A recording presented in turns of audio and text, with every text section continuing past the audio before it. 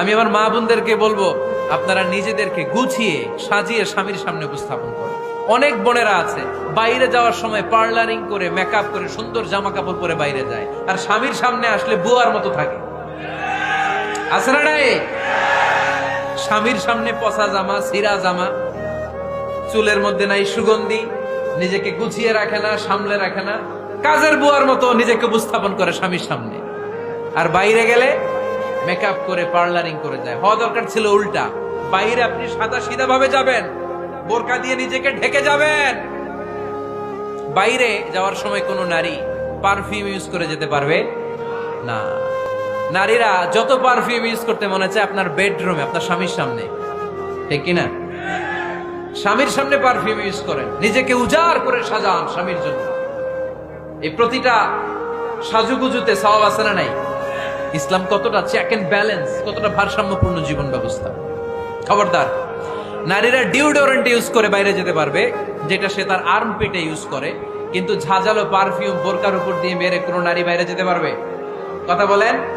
সুনানে নাসাইর হাদিস, আল্লাহর হাবিব বলেন, আইয়ুমা ইমরাআতিন ইস্তা'সারাত নাফসাহা ফামাররাত আলা কওমিন লিয়াজিদু রিহাহা ফাহিয়া জানিয়া। কোন নারী যদি তার জামার উপর দিয়ে পারফিউম মেখে পুরুষ লোকের দৃষ্টি আকর্ষণের জন্য ঘরের বাইরে বের হয়, যতটা পুরুষ তার চেহারার দিকে লোলুপ দৃষ্টি নিয়ে তাকাবে, ততটা পুরুষের সাথে জিনার গুনাহ ওই মহিলার আমলনামায় তুলে দিবে কে? পারফিউম মেখে যদি কোনো নারী বের হয় এই উদ্দেশ্যে যে ছেলেরা আমাদের প্রতি আকৃষ্ট হবে, যতটা ছেলে তার দিকে তাকাবে, প্রত্যেকটা ছেলের সাথে জিনার গুনাহ আল্লাহ তাআলা এমনি তার আমলনামায় তুলে দিবে। নাউজুবিল্লাহ পড়েন। এজন্য খবরদার, নিজেকে সাজিয়ে গুজিয়ে স্বামীর সামনে উপস্থাপন করুন, সাজিয়ে গুজিয়ে। অনেক স্ত্রীরা আছে ড্রাইভারের সাথে কথা বলার সময় মিষ্টি হাসি দিয়ে কথা বলে। বাজারে শপিং করতে গেলে আসসালামু আলাইকুম ভাই, কেমন আছেন? কি সুন্দর আসসালামু আলাইকুম। স্বামীর সামনে আসলে আর এই মিষ্টি কথাটা নাই। আছে না নাই? বাইরে তোমার চিকন গলায় কিসের আসসালামু আলাইকুম? হ্যাঁ না, বাইরে আপনি আসসালামু আলাইকুম দিতে যাবেন না, ঝটপট করে কর্কশ ভাষায় কথা বলে শেষ। কেউ ফোন দিয়েছে, হ্যালো কে? স্বামীকে চায়, উনি বাসায় নাই, কাট।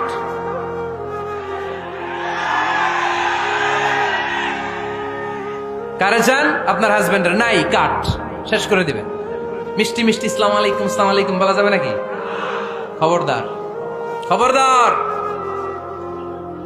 বাজার করতে গেলে কি মিষ্টি হাসি, দোকানে গেলে কি মিষ্টি আলাপ, ড্রাইভারের সাথে কি সুন্দর কথা, সিএনজি ওয়ালার সাথে কি সুন্দর আলাপ, আর ঘরে আসলে এই চেহারাটারে এরকম করে রাখে। আছে না নাই?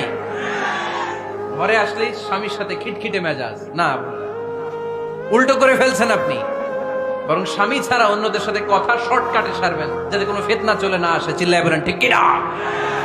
আর নিজেকে স্বামীর জন্য উজাড় করে সাজান, পার্লারিং করেন, বিউটিফিকেশন করেন, মেকআপ করেন, বেডরুমে পারফিউম মাখেন, নিজেকে উজাড় করে স্বামীর জন্য সাজান। সওয়াব দিয়ে আপনার আমলনামাটারে পূর্ণ করে দিবে কে? বিশ্বনবী যখন সফরে যেতেন, সফর থেকে ফিরে আসার সময় ডিরেক্টলি স্ত্রীর ঘরে যেতেন না। বিশ্বনবী একজনকে ঘরে পাঠিয়ে দিতেন, মদিনার উপকণ্ঠে কিছু সময় অপেক্ষা করতেন, আর বলতেন আজকে আমি আয়েশার ঘরে যাব। আয়েশারে যে বলো আমি এসেছি, কয়েক ঘন্টা পরে আয়েশার ঘরে আমি ঢুকবো। সুবহানাল্লাহ পড়েন। স্ত্রীকে সময় দিতেন, কারণ স্ত্রী হয়তো কাজ করে, ঘর গুছায়, ঘেমে থাকতে পারে, তাকে নিজেকে গুছানোর জন্য সময়ের দরকার আছে না নাই? লম্বা সফর শেষ করে, সেই বুখারীর হাদিস, বিশ্বনবী যখন সফর শেষ করে মদিনায় ফিরতেন, ডিরেক্টলি স্ত্রীর কাছে যেতেন না, মদিনার উপকণ্ঠে ওয়েট করতেন এবং বার্তাবাহককে পাঠাতেন, যে বলো যে আজকে আমি সফিয়ার ঘরে থাকবো। সফিয়াকে সময় দিতেন 2-1 ঘন্টা, যাতে নিজেকে সাজিয়ে নিতে পারে। সুবহানাল্লাহ। এজন্য প্রতিটা স্ত্রীর উচিত, আমার মা বোনেরা যারা আপনার মহিলা প্যান্ডেল থেকে শুনছেন, নিজেকে উজাড় করে স্বামীর জন্য সাজান। আপনার সাজুগুজু বেগানা পুরুষদের জন্য নয়, যে পুরুষদের সাথে দেখা দেয়া জায়েজ নাই তাদের জন্য নয়, রাস্তার পুরুষের জন্য নয়। আপনার সাজুগুজু, আপনার সৌন্দর্য, আপনার বিউটি সব আল্লাহ তাআলা আপনার স্বামীর জন্য করতে বলেছে। চিল্লায় বলেন ঠিক কিনা? 10 নাম্বার দায়িত্ব, স্বামীর ক্যাপাসিটির বাইরে না যাওয়া। আপনি জানেন স্বামীর বেতন হলো 20,000, আপনি এসে বলা শুরু করছেন, পাশের ঘরের ভাবিরে দেখলাম 25,000 টাকা দামের জামদানি শাড়ি কিনছে, আমারও একটা দিবা। আছে না নাই? তো আবদারটা হইলো, আবদারটা হইছে। আপনি তো জানেন আপনার স্বামীর ক্যাপাসিটি কতটুকু। আমার বোনেরা, আমার মায়েরা, খবরদার, আপনার স্বামীর ভেতরে আপনার জান্নাত, আপনার স্বামীর ভেতরে আপনার জাহান্নাম। আপনার স্বামীর মনকে খুশি রাখতে পারলে জান্নাতের দরজাগুলো আপনার জন্য খুলে দিবে কে? ক্যাপাসিটির বাইরে কিছু চাবেন না। এই 10টা স্ত্রীদের দায়িত্ব।